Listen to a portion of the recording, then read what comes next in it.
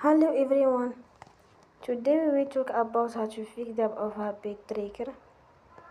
We will go to settings. Then we click on apps. After that you will search the app Habit Tracker and you will click. Then you will on for stop. After that you will go to storage. Then we click on clear cache. In the end, you will turn off your Wi-Fi